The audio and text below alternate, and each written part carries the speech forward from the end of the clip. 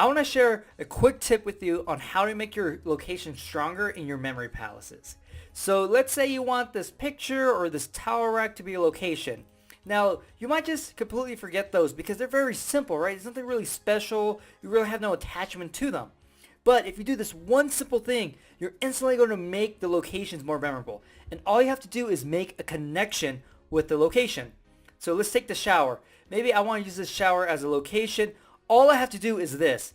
I really do like the layout of this shower. I like the marble, the color. It's really, stands out to me. Boom.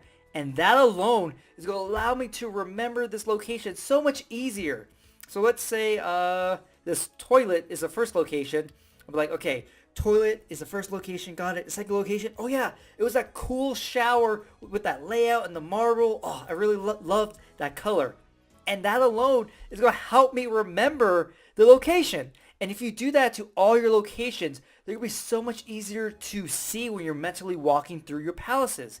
And this is really helpful when you're creating a palace from a location that has no feeling to it, no associations. So right now, I'm just in this random house.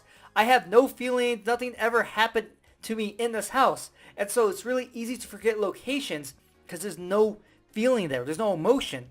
But just by saying, wow, I really like this shower layout, I like the color of the marble, that makes the location stand out in my mind. So do this simple tip and your locations and your memory palaces will be so much better, last so much longer. Hopefully you enjoyed this video and I'll see you next time.